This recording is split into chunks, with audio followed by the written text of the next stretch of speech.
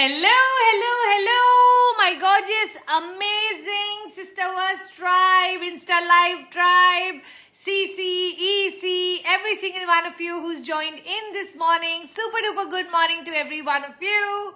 What are we going to be discussing today? We are going to be talking about loneliness, the new pandemic after COVID. So I think that is a very important conversation because the more we are becoming digitalized, the more technology, chat GPT, AI, and all of these things that are here to serve us, we get carried away with or don't know how to balance our lives around, the more lonelier we are automatically going to get. True? Put true in the chat box if you agree that yes, that's true, because what's happening is earlier on, we used to get bored in life. And when you got bored, you actually made plans with people. When you made plans with people, you formed connections. You built etiquette, manners, personality, dress up. All of those played a role because you wanted friendships. You wanted to belong to a certain tribe. Yes? Now what's happened?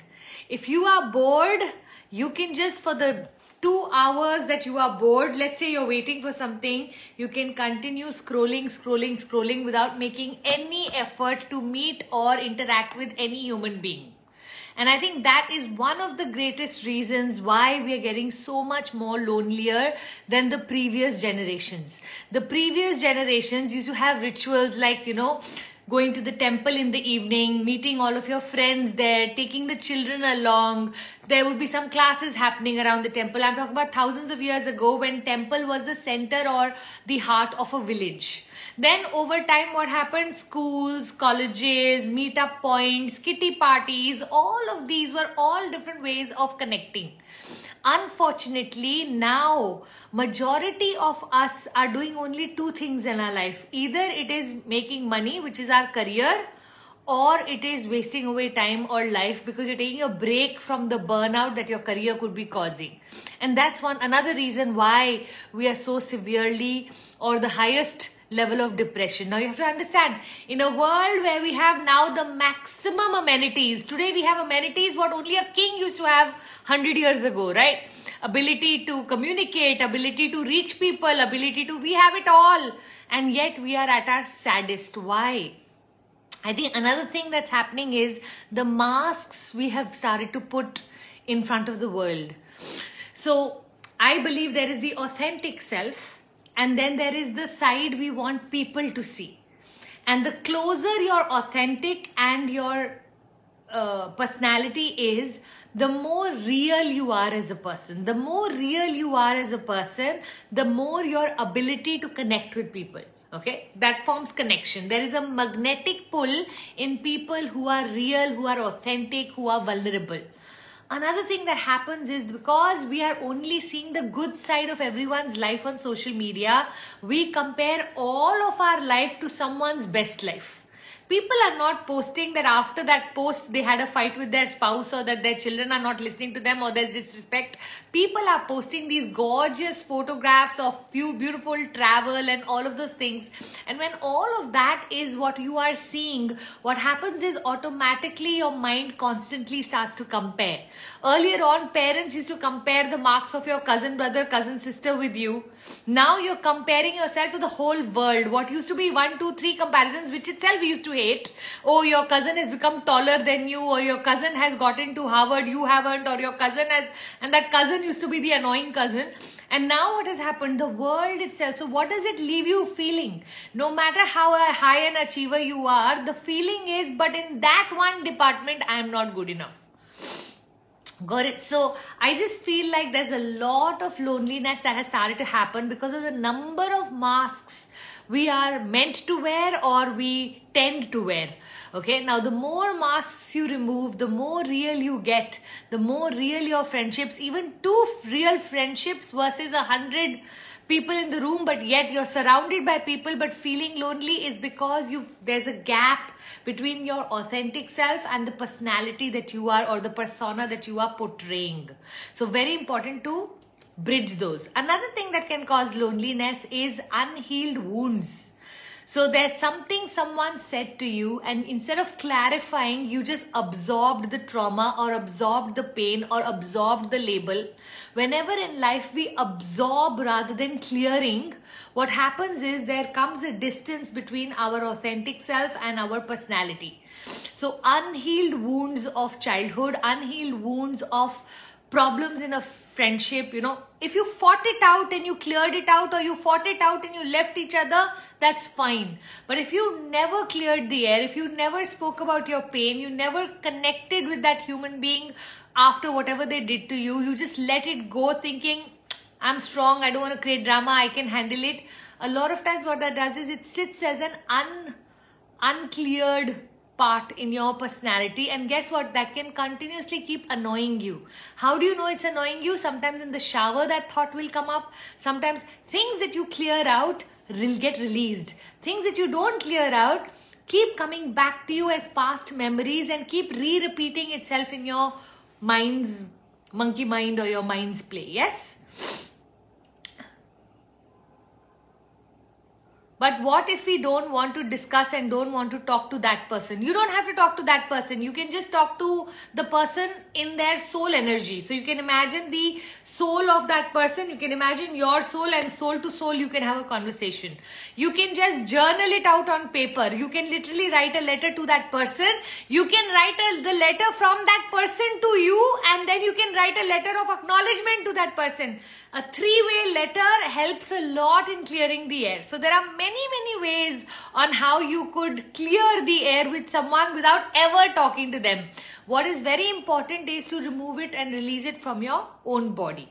So if you really want to start to get connected, you really want to start to feel not alone in your life, then one of the things we have to start to do is nurture and nourish a few people in our life. Okay, earlier on we used to take a lot of pride in having a lot of friends.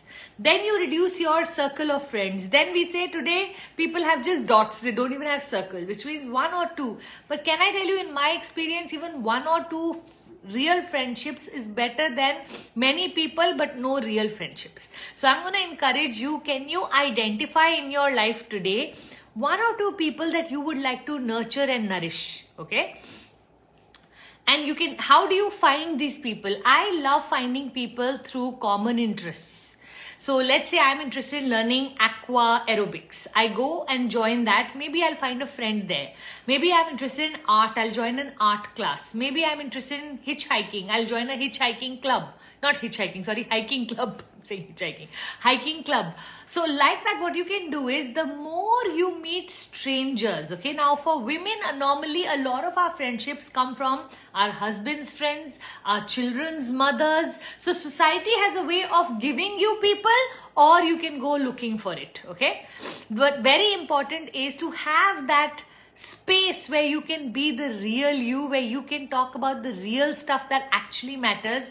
Because the more you isolate, the more you go inside your digital space, which is your computer, your iPad, your phone, you can get lost in starting to believe that that's the way to live. Now, whenever you are giving yourself that dopamine hit and that continuous scrolling, actually that reduces your focus and it leaves you feeling even more hollow.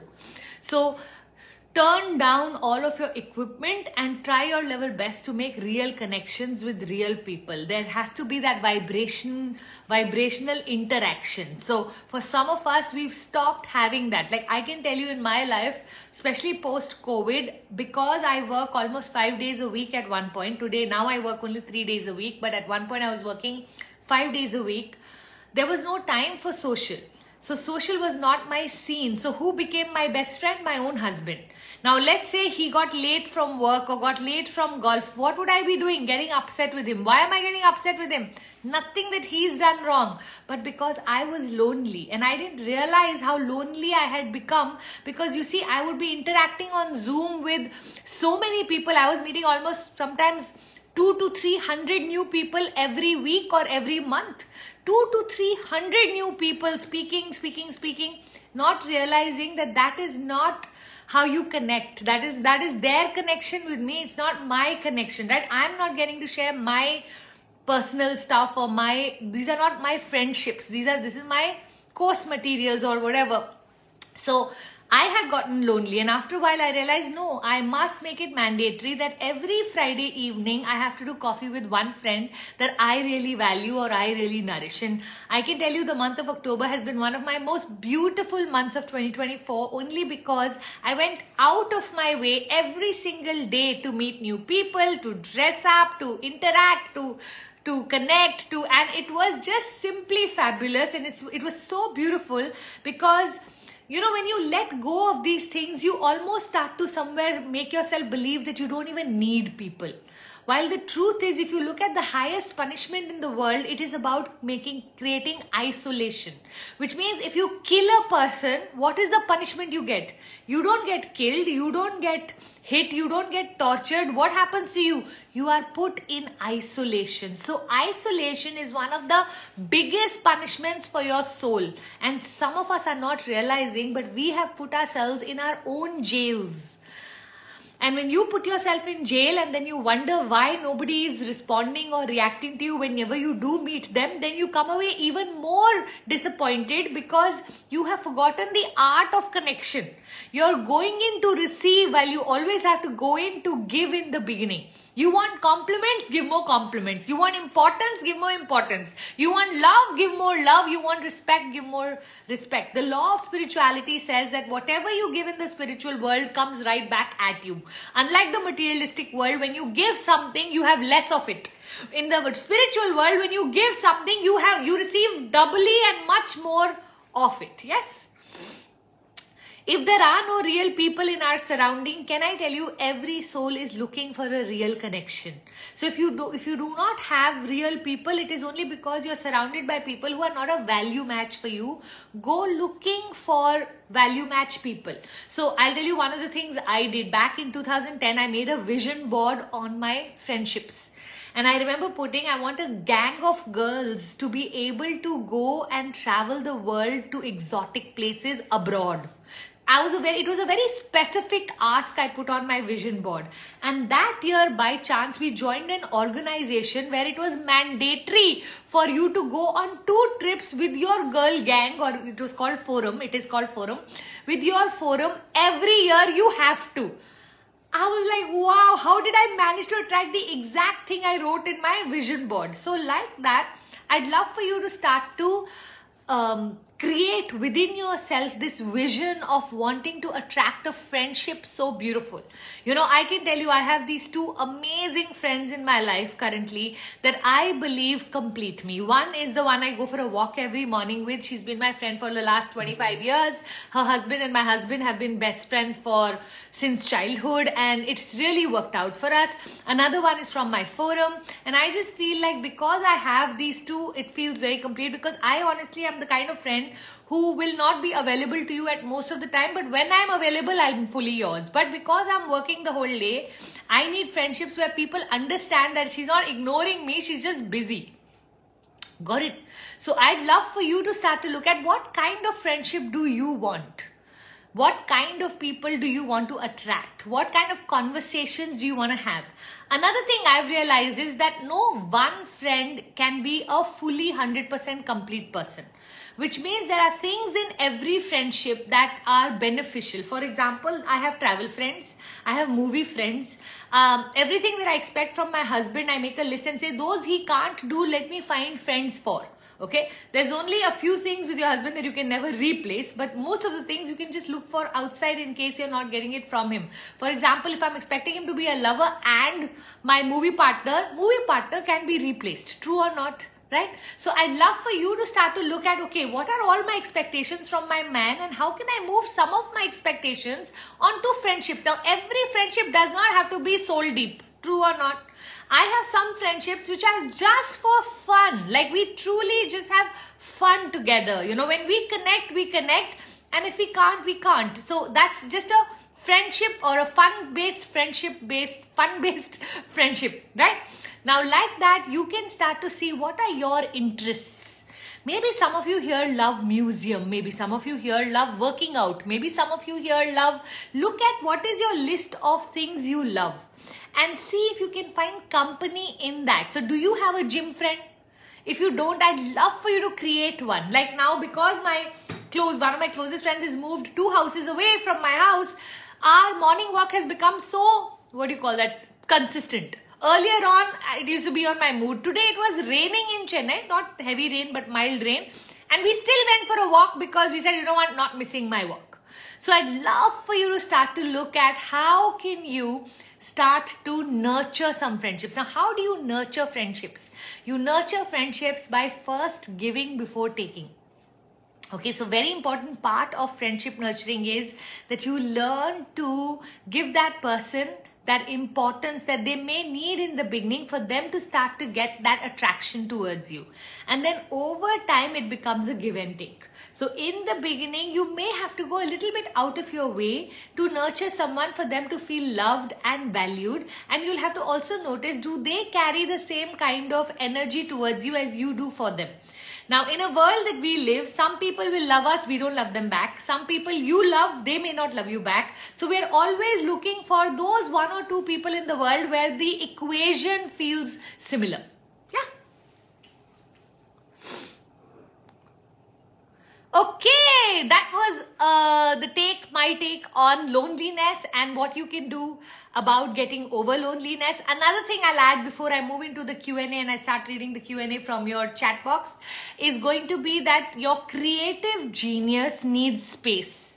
So if you surround yourself with too many people, but you are a creator in your business, so you are the visionary of your business, you are the creator of your business, there are things that you need to sit down with yourself with, then isolation is a gift.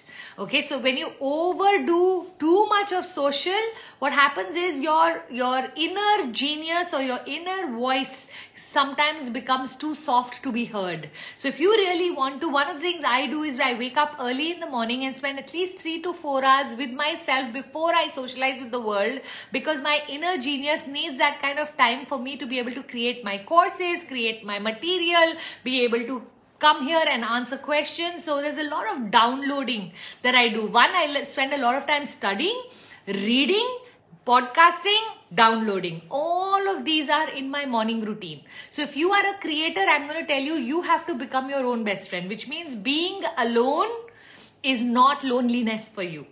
A lot of people, loneliness comes from being alone. For you, your being alone is actually you being with your creative inner genius. There's a voice that doesn't have words that you can hear. And I think learning to hear the voice that doesn't have words is one of the most beautiful things, because if you learn the art of listening to that voice, you will never feel alone again. Okay, I'm going to move into Q&A. Let's see some questions that have shown up. Starlet Shruti is asking, ma'am, how do I help a friend who feels so lost in her life? So Starlet Shruti, one of the things we have to understand in friendships is people are seasonal. What do I mean by seasonal? Every friend of yours will go through some phase at some point. So one of the phases your friend is going through is the feeling lost in life. Whenever someone is feeling lost in life or not having the clarity on how to go forward or what it is they want, one of the things I love doing is holding space for them. Okay, so too much of over solutionizing or trying to get them out of their stuck situation can sometimes feel a bit pushy, because one of the things I feel in life is that clarity cannot be rushed. Okay, sometimes we need time, and in a world that's moving so fast, where is the time to sit back and think? So holding space is a beautiful thing that you can do for your friend. Now, how do you hold space? By asking her deeper questions and allowing her to talk.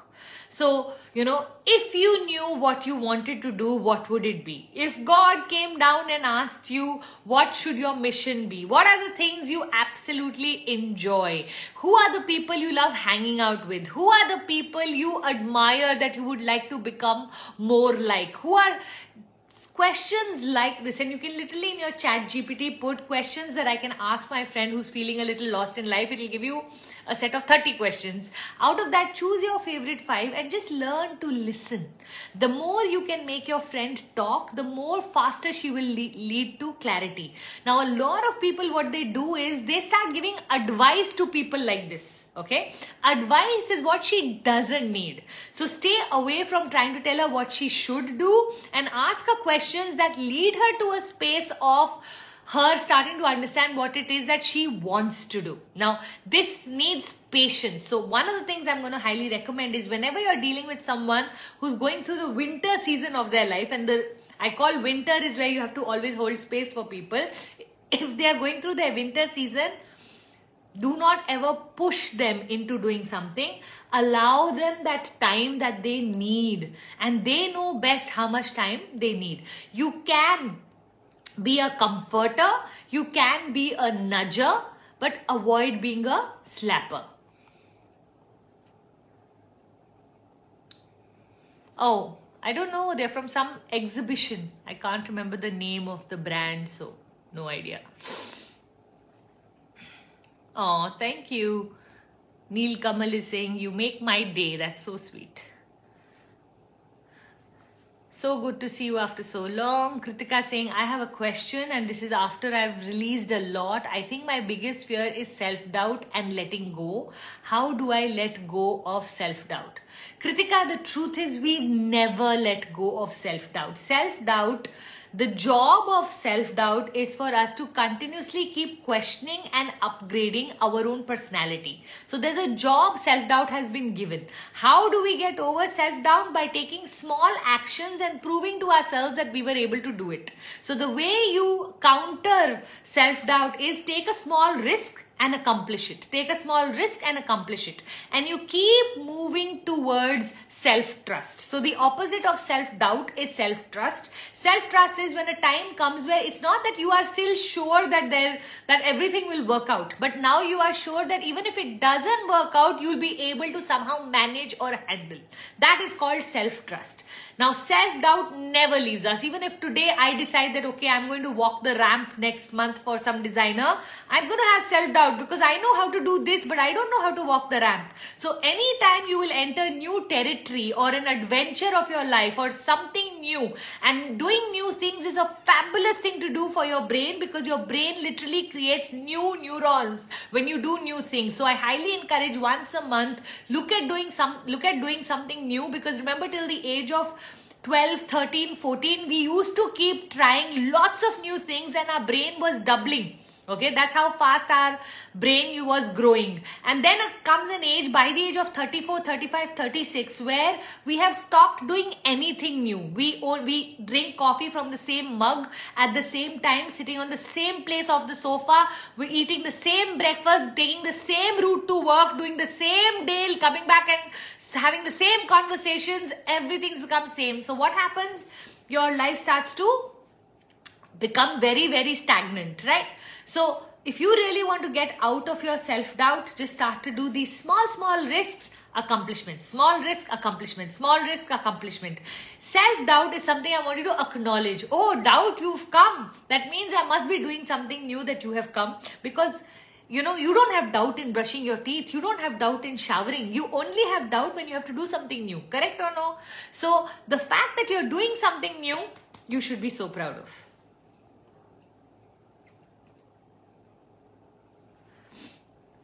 Are you not well? Oh, I haven't put heavy duty kajal today. My kajal actually got over. I'm going to the mall today. Anytime I will not put kajal, you will think I'm not well. So if I'm looking like I'm not well, it is not because I'm not well. It is just because my eyes are such that kajal-less eyes for me is an instant, what would I say? Instantly it brings this question to me. So that's what. Should we keep the letter or discard it? If the letter has done its work, what do you want to do keeping it? My suggestion is burn it, tear it, flush it, throw it. Nikki, I live with my husband's uncle and aunt and I feel disturbed by the partial behavior of my in-laws. Guide me what I can do to raise myself so that I'm calm and composed and not disturbed by them.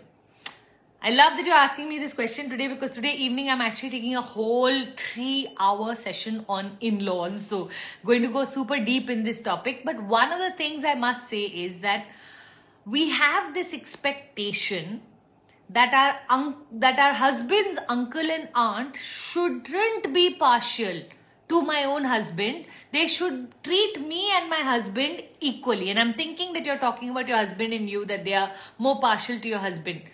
Who are they related to? Husband. Then who will they be more bent towards? Husband. This should have been ideally the most natural thing for us to understand. But unfortunately, the world that we live in, we have been convinced that, you know what, your mother-in-law is like your mother, your father-in-law is like your father, you should treat your brother-in-law like your brother. But these are not yours. They are his. They are not yours. How can there be equality there? Okay, I want you to imagine, is your child and your sister-in-law's child the exact same energy for you? No. Why not? Because this is your child, right? So every relation, just the way your parents can never love your husband more than what they love you, the same way all exceptions are just exceptions. They are not majority. So I'm talking about the majority. 99% of all parents are going to love their own child first. This is an uncle and aunt. So the expectation itself is something I want you to let go of. I want you to start to say to yourself today onwards, my relatives are mine. His relatives are his. The reason I respect his relatives is because I respect him and I love him. And because of him, they are even related to me. We don't have any direct relationship. I think we have to drill this into ourselves that we were never meant to be equal for the other family. Now, if you get equality, great. You won the lottery. If you don't get it, that is actually the truth. That is the reality of life. You are not supposed to get it. Okay? So the more you can start to readjust to the idea that there are his people and your people in the world, and for everybody, you both are not equal. His people, he's 60%, you are 40%. For your people, you are 60%, he's 40%. And some people who don't know how to balance are going to make you 10% and him 90%. Maybe your aunt and uncle are doing extremes as far as that is concerned. But if they are also doing, please know that not everyone has the maturity to give equality to a couple. Got it? Uma, recently 4 close relatives attacked me for following a ritual. I have decided to stay away from them. I have been crying for the past 3 days for how they treat me and why am I attacking, why I am attacking such, attracting such situations. Uma, we live in a world where we have a lot of diversity of value system. So I may value sustainability, you may value protein and high fiber diet, somebody else may value old age people, somebody else may value sex trafficking to be stopped, somebody else may value poverty and this thing. And so what I'm trying to show you here is that the world is extremely diverse. Now, in a diverse world, every ritual belongs to a particular value system. So, let's say I'm a believer of God, then lighting the lamp for me is a very important ritual in my life because I'm a believer of God. An atheist may look at me and say, there is no God, what are you lighting the lamp for? That's their belief system. And learning to understand that the world will try to put their belief system, they will project their belief system onto you, and it's your job to understand what is your belief system. So whatever it is that this ritual that you did, that ritual belongs to you because you believe in that ritual's benefit, right? Now, My mother-in-law is a very healthy person and she has a lot of, मैंने ये भी पीना है सुबह, ये भी पीना है सुबह, जूस भी पीना है, आंवला जूस भी पीना है, हींग गोली भी खानी है, ये वाला पानी पीना है. Okay, these are all of her rituals, and I see a lot of times her children will be making fun of, oh my God, mom has like 16 juices in the morning and this and that and everything. My mother-in-law doesn't care about what anybody has to say. She is interested in keeping her health in top shape. She's 71 years old, super strong, super smart, looks gorgeous for her age, is very active, can beat most 50-year-olds in their health as far as concerned. But I know a lot of people who think she's obsessed. Can I tell you, one of the signs of a high value system is that you will be obsessed about the things that matter to you and that are important to you. I'm obsessed with studying about psychology of the human world, right? I will go and do courses after courses after courses, and people around me will be asking कि देखो एक बारी में समझ नहीं आती, बार वही courses करने चले जाती है. I'm obsessed. So I just want you to know, I want you to own what you value, what matters to you, and I also want you to learn to respect the fact that not everyone will understand your value system. Once we know how to respect ourselves and respect the opposite, okay, for a vegetarian, maybe a non-vegetarian person feels very extreme कि how can you eat meat?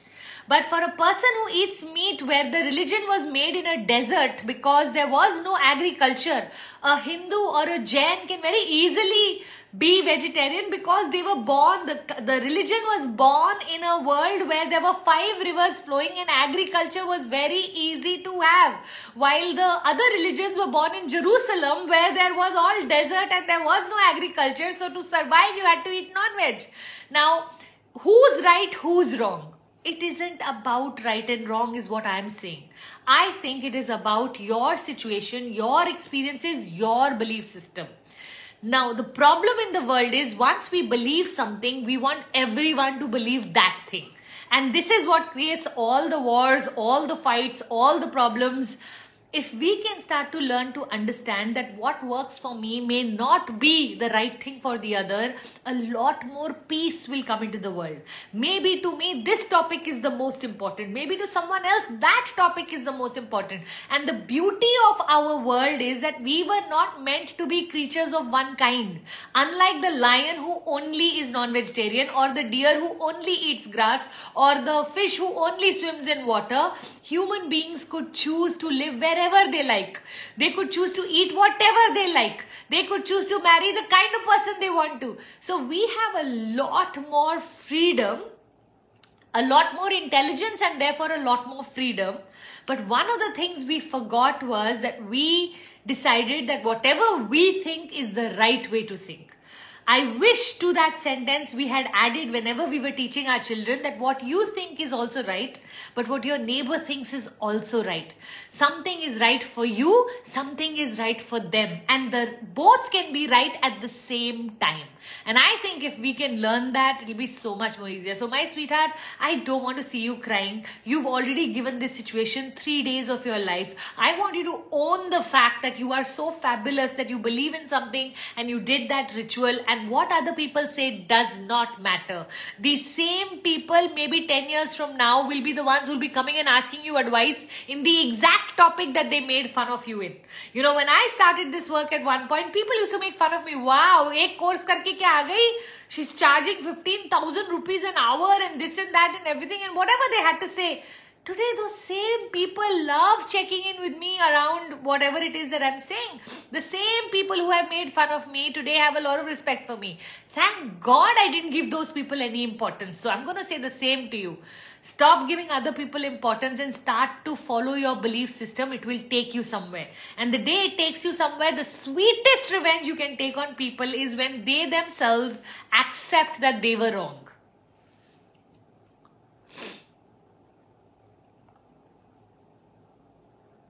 Love it. Super.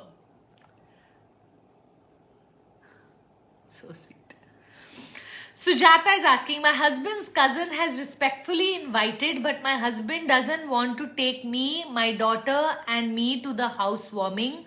What should I do? Really tired. We go nowhere, no trip. Sujata, you need to start to travel on your own. Okay, so I have no idea what is the reason your husband is not willing to take you. Maybe he's busy at work. I'm not even understanding whether he's going and he's not taking you, or he itself is not going. If he is not going, I have a friend whose husband never used to take her anywhere. After a while, she just decided that she's going to go with her mother for every trip. So she takes her mother, she takes her children and goes off. Now, wherever she goes for 3 days, out of those 15 days that she goes for, her husband also joins her. She kept waiting, kept begging, kept trying, but he wouldn't. Okay, he was just that kind of person. Now she's traveling the world with her side of the family, and the husband joins in whenever he can, and she's made a perfect. She stopped complaining, she stopped blaming, she stopped saying anything about all of that, and she just has a blast. Rather, she's almost excited that he's only going to be coming for 3 days, right? So I'd love for you to start to look at what can you do. Can you and your daughter go off somewhere close by? Can you start to be in charge of rather than in waiting? One of the things I did 6 years into my marriage was I stopped waiting. Like till that point, I used to keep begging Puneet, meko dinner pe le jao, begging Puneet, meko chutti pe le jao, begging Puneet for everything. But I think now, after a certain age, you just start to mature up and you go, you know what, if you don't want to, I'll find someone. And I think for most of my things, I have tried to find someone with whom I can do it. In some things, my husband literally thanks me because he says, you know, it was a burden that I didn't want to have. So thank you for releasing me from that burden. And the things that he wanted to do with me, that at that point he was just simply crying bhau. Now he makes that extra effort to do them with me. Like he loves the beaches, I love the beaches, we can go on beach holiday. But if I tell him I want to go on a holiday to shop in Dubai, he won't be so interested. Nice. Ace Life Healing Coaching is asking, if we both are right, then how do we decide or conclude on any issue? There are two ways to do this. One is sometimes you give in, sometimes he gives in. Okay, so both of you can start to adjust, sacrifice or give in to whatever it is. कि इस बारी आपकी मान देते हैं. Let's say I love Indian, he loves Chinese. Every Wednesday we go for date night, right? So every Wednesday, 1 week we can do Indian, 1 week we can do Chinese. The day when we do Chinese, next time we'll do Indian. So there can come a in-between kind of a compromise. That's one. Another way of doing it is to compartmentalize different departments of your life. For example, if it is work related, let's say it is my husband's work related, the final decision is his because he has to execute it. Okay, if it is family related, the final decision on the children or on the house should be mine because I will have to execute it, or I am the one who is in charge of it. So the person who's in charge gets to have the final say. Now, if we are not able to decide at all between us who should get the say, then we can literally just do chit picking. I know this sounds like that is so immature, Pooja, but you know what? A lot of times we are giving a lot of decisions seriousness to the point where it has become an ego problem. Okay, so it's not that it's not a solvable problem, but it is कि कौन जीतेगा, not कौन right है, not कौन wrong है, not क्या मिलता है, but कौन जीतेगा. If that becomes a focus, then just see how you can manage that. So I feel like a mutual compromise is a beautiful way to live any relationship. So my teacher used to say, imagine a line and imagine you and your spouse or you and your partner dancing on that line. And sometimes he pulls you a little bit too much on his side and you start to get a little uncomfortable. And sometimes you pull him a little bit too much on your side and he goes away too far from the line, that his line or where he would like to dance on. And so this continuous pulling and pushing is what creates a beautiful life. If you have a man who continuously keeps saying, Pooja, you're so beautiful, you're so gorgeous, you're so amazing, you're so wonderful, every word out of your mouth is flowery and everything that you say is so beautiful, I'll be like, dil kacha mat kar, ja kuch kaam kar. You know, it'll be annoying and irritating. How many of you know that we have such people in our world who are only sugary and sweet and everything, and then after a while that can get annoying. Or if someone is too challenging, okay, if they are continuously only criticizing, a lot of relationships, what happens is we try to fix the other. And then every morning, say evening, we are only telling them how to be, how to sit, how to talk, how to eat, how to be. All of that. It can be so irritating and frustrating to continuously be challenged without appreciation. A beautiful relationship is one where there is a back and forth, that you are appreciating also, but you're challenging also. In some things you challenge, in some things you appreciate. And that continuous movement is what creates the melody in life, right? So see if you can start to make conclusions on your decisions, not on who's right, who's wrong, but if this time I agree to you, can next time you agree to me? Okay, if in these topics we are going to decide by you, can these topics belong to me?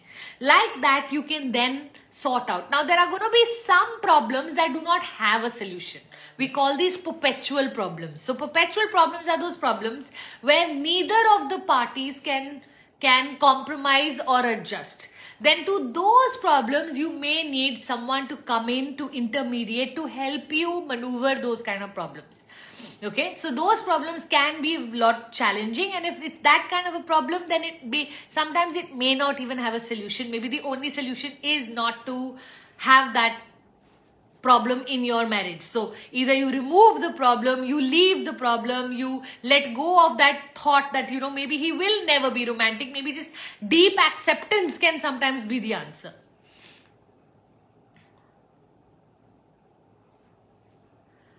How to get, Purni is asking, how to get someone to stop using me and taking me for granted. So Purni, one of the most important things to understand when someone is using you or taking you for granted is that you have given them the permission to do so. I know this is not the thing that you would like to hear, but this is the absolute truth. People can only use us and take us for granted once till we understand what they're doing.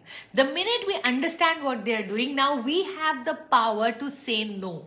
If you are not utilizing your boundary setting quality or your power to say no, then there is somewhere where you are also giving them the permission to treat you the way they are treating you.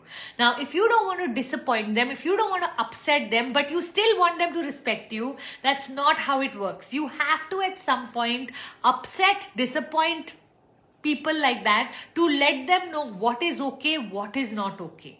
Okay, now I'm not someone who sets boundaries curtly, which means I'm not someone who says set a boundary and don't care what they think. No. Sometimes when my mother-in-law will tell me to come up for a kitty, I may not be able to go up for the kitty, but I can always send 2 salads from my house. When I can tell her, I have a class, there's no way I can come, Mom, but I'd love to send 2 salads, letting her know that you matter, your kitty matters. It's just that I am preoccupied. Or I can let her know, if you can let me know about your kitty a month in advance, I'll make sure I don't schedule any sessions around that time. So there's a lot of back and forth I can do, but I have to have the good intention, the good heart. If I just keep getting upset about how some people are taking me for granted, it is that I am not utilizing the power given to me by God. There is a power in every single one of us that we are not using. Now, it's a good question to ask yourself, why am I not using the power that I have within me? Okay, what is it you're scared of? And then facing those fears and bringing in a new dimension to your relationship where there is mutual respect rather than only one way, then that always is better for the health of that relationship in the long run. Because here you're avoiding for them to get upset with you, but you are now continuously upset with them. So eventually you will lose them. Earlier you were scared that they will drop you, but eventually you will drop them because it's anyway not working out for you, right? Adya Gowda, Pooja ma'am, is God kind to bad people? I see good things coming to them even after so many bad deeds with other families. Adya, I do not think God is in judgment of good people and bad people. I think God is in judgment of choices and consequences. So what you are calling good people, bad people, I am calling choices and consequences. So everything, when you make a choice, there is a consequence that is going to happen. Now, a lot of people do not face the consequences immediately, but in the long run, when we don't even know why, that's why we have a concept called karma, right? That your karma will eventually catch up with you. Okay? So let's say I cheat someone, and at that point, I benefit highly by cheating that person. But when my children grow up, they fall in love with the son of that person who I cheated. And now my son gets very badly hurt because the girl dumps him last minute on the marriage altar. And I'm thinking, what a bad girl. She dumped my son. But no one remembers what I did to her parents, right? So the thing about life is that we live many lives. If you believe in many lives, or even in one life, we live a lot of life. And what we've done intentionally, unintentionally, how it works. So what will happen is the life in general, as a rule, you must look at with the concept is that life is not fair. Now, it may be fair if you looked from above, if you knew every chapter of your soul's life. But it's almost impossible to know every chapter. And if you read a book, only one chapter, the thing is, you will think the villain is the good guy and the good guy is the villain. Okay? Because you read a chapter which had no ending. And because our life doesn't have an end, we are reading and looking at different chapters and judging them as good and bad. While the truth is, we don't know the whole story. And the problem is, we can never know the whole story of anybody. And because we don't know the whole story, it is best to operate from life's energy as life is not fair. Now, because life is not fair, that is why there are people in this world who are poor, who are handicapped, who are born blind, and we have no explanation and justification to why they were given this kind of a life. True or not? So to even have the expectation that life should be fair or life should be is actually a false expectation. So if the more you mature in life, the more you will with time realize that actually what we cannot see, we give meaning to with the limited understanding that we have. But the truth is that in our limited understanding, we do not see the whole picture.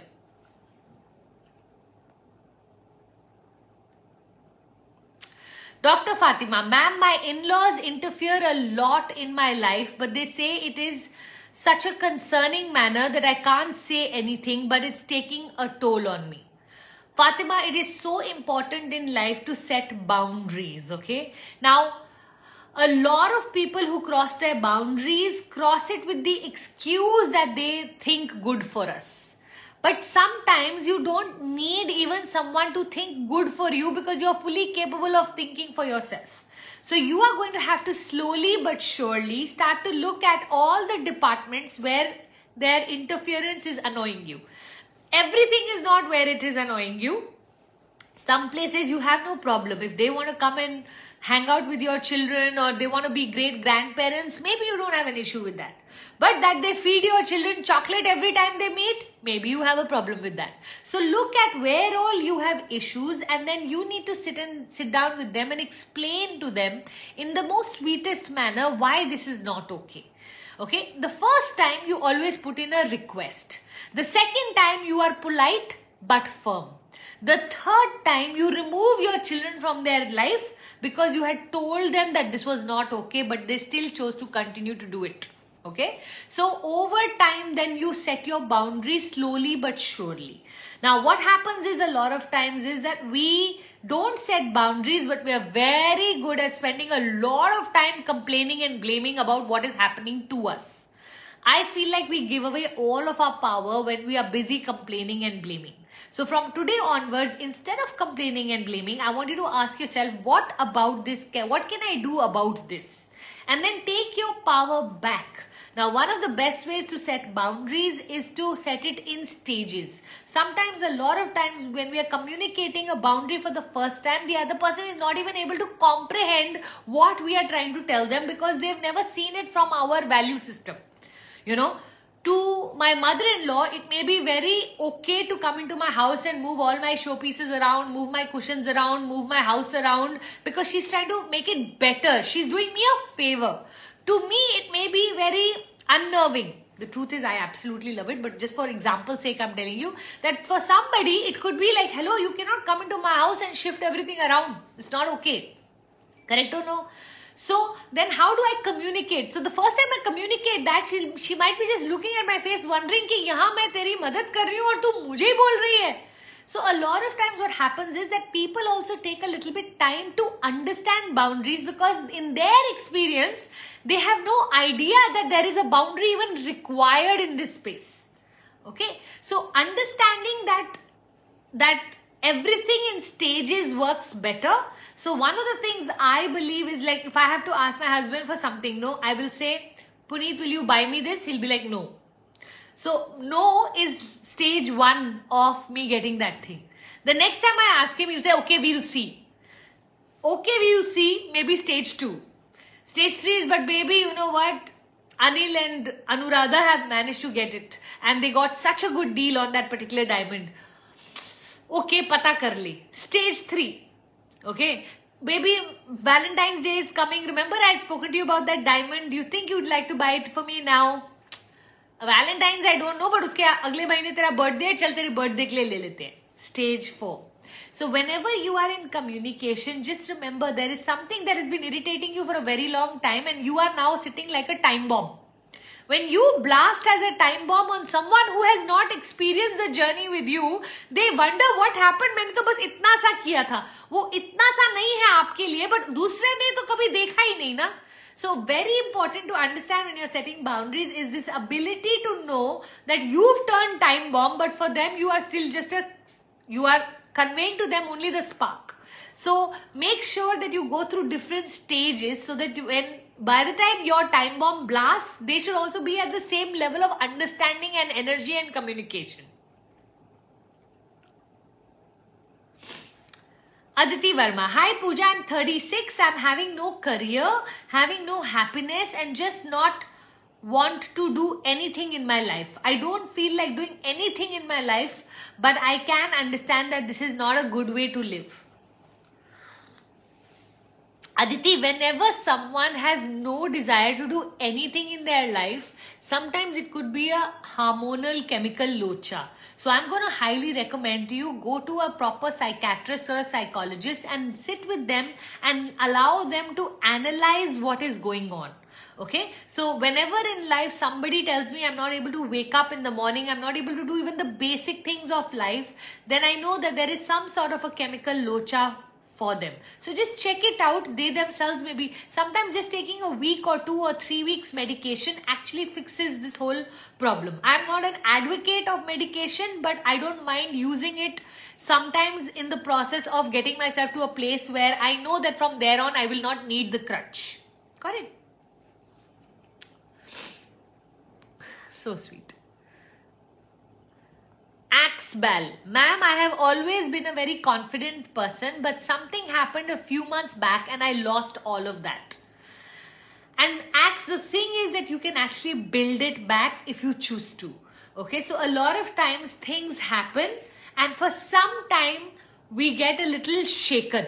Okay, but if we start to redo those small risks and accomplish, start from scratch all over again, within 3 months, 6 months, 1 year, you can get all of your confidence back. So a movie actor is as confident as their last movie. If the movie flopped, they will lose their confidence and they will be very desperate for their next movie to be successful. If the movie does well, they have fully forgotten that the previous movie had flopped. Okay, so a lot of times our last experience decides our level of confidence. All you need to do is do something that brings back your confidence. Okay, so you just need to work at it. It's not a permanent loss. It is just a phase or a season that you are currently going through.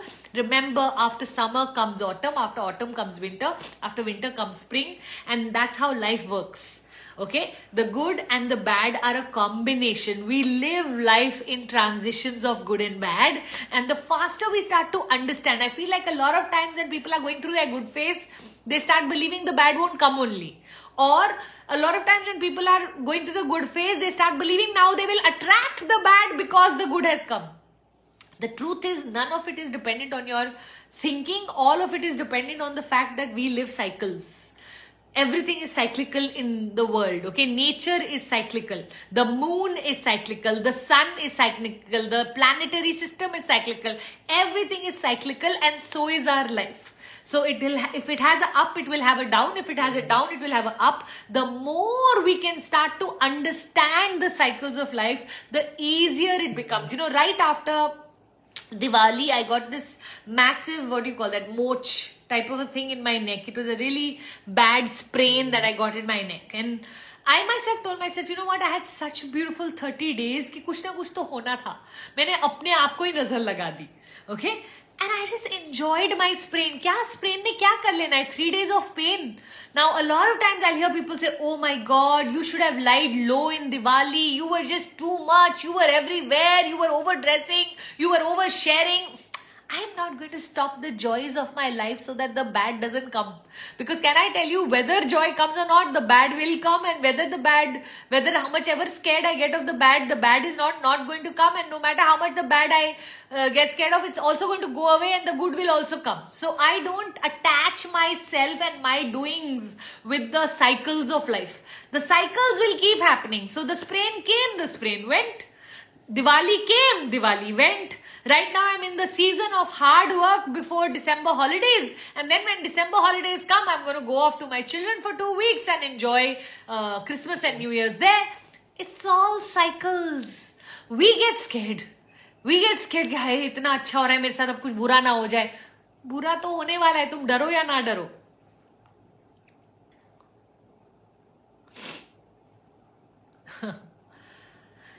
Nalini, I have been unemployed for 4 years. For 3 years, I was very upset, but now I've started to accept that I won't get a job. How to overcome that? So Nalini, I have my brother Savan Kapoor. He is a career counselor. He does these beautiful 3 days program where he helps you understand the whole job market and how to get a job. I'm going to highly recommend to you that you get in touch with him. Just Google Savan Kapoor and PACE program and just join it. It's for 3 full days. Attend it. It will really change your life. He's simply brilliant at what he does. Dipali, many women literally cry while sharing about their problems in one-on-one free strategy calls, but when it comes to investment in themselves, they don't turn up. Dipali, you're absolutely right, because the world has convinced us that it's okay to spend money on bags, shoes, clothes, jewelry, but it's not okay to spend money on ourselves. And unfortunately, what I believe now is that the more ambitious you are, the more you want to use the quality of life, the more successful you want to become, you don't have to invest in materialistic things, you have to invest in your soul wisdom. So I am a big believer of self-investment. We are all moving towards self-investment. So the world, the next decade, you know, in China already, all the brands have started to fail. Now, China used to be the hub of people using brands to show their status symbol. Okay, this is how China has been built. Status symbol came from brands. Now our next generation has zero interest in things and a lot of interest in experiences. For example, if you see the watches my children wear are very ordinary watches. They are not interested in the fancy cars or the fancy anything. They like to travel the world. They want to experience different things. So the world is moving on that route where wellness is going to become a huge thing. Longevity, people are going to really work hard to increase the length of their life. These are all the things people are getting obsessed with now. Instead of makeup, they are getting obsessed with skincare. Skincare is going to become big. So everything that was not valued by the previous generation will get valued by the next. So if anybody's lived a highly materialistic life, the chances are that children, instead of materialism, will value the opposite, which is experiences. This is not true for everybody, but in general, I'm just saying that the world is moving into that space. I was just yesterday reading about a concept called The Well. The Well it's a wellness hotel where people can go for wellness. Travel, there are now holidays packages called the silent holiday, which is where you get off your phone and you go into nature and you spend time with yourself. There's a concept now called the Me Moon. What is a Me Moon? Instead of honeymoon, people are now starting to go on holidays with themselves. How many of you can see that there is a new trend coming in the world where people are going to become heavy duty self-investors. Unfortunately or fortunately, we are at the cusp or on the bridge of change. So because of that, right now you may be experiencing a lot of people who do not yet understand the value of spending money on their mental health. But sooner than later, or everybody is going to realize that if I'm not happy, the bag, the shoe, the house, the diamonds, the travel is not going to do anything for me. That I'm going to have to at some point change the way I think. And that is why I believe that the next 10 years is the year or the decades of the coaches. Any sort of coaching will do phenomenally well the next 10 years, because people are starting to realize that if I don't have the foundation to be happy, all of the others is extra or bonus. And if I have the foundation to be happy, which means I know how to think, then whether I have a bag or not have it will not matter. Purvi, how to deal with egocentric people? Purvi, I think a lot of the world generally, ego, what is the meaning of ego? Ego is when we protect ourselves more than when we are givers and sharers. So there are two kinds of people in the world, the givers and the takers. And because of this, the world works. Now what happens is, in the world that we live in, we've given givers a very high pedestal, but the takers not a great pedestal. Ideally, every human being should be a combination of giving and taking. An egocentric person is taking more than they are giving. Now, whatever their experiences in life are, have made them into more selfish than selfless. Okay? Now, your job is to see how much do you want to give to this person, because this person is a taker. They will take if you give, but they can only take if you give. So, how do you deal with an egocentric person? By not giving. These are the people that you have to now start to set clearer boundaries with, that this is so much that I can do for you, and beyond this I can't do for you. Because you know what, I feel like a lot of times the givers are feeding the egocentric people. So if you are a giver, it is one of your jobs is to give, and one of your jobs is to know who not to give to. Because you have to be intelligent about your giving also, no? So see if you can learn to manage egocentric people by becoming someone who understands how much to give and to who to give. Okay, I feel like I like to give a lot. Okay, I'm a giver by personality. I hardly ever expect anything in return. 90% of the time, the only thing I expect in return is gratitude. Sometimes I don't even get that. Okay, but if I start to feel like I am nurturing a shark or a snake, then I back off. If I realize that, you know what, giving to this person is actually making this person even more entitled, then I take a step back and I let them know that, sorry, beyond this, I will not be able to do for you. But however, and you know what, then I may see the most ungrateful side of them. And that to me is me knowing that I'm making the right decision. If I see that they are getting more ungrateful by me taking what is rightfully mine, which they think now should be theirs, then I am 100% sure I'm taking the right decision to take a step back with people as selfish as that. Got it? Hey, it became 11:08 today. Clearly, I have not seen the time. I've just been chatting. Oh gosh. Okay, let's click pictures and let me run, because it's 11:09. God, 9 minutes extra without even seeing the time. Chalo, kushi hota aaj. Ye wala din hoega. Giver personality. Cheers, everybody.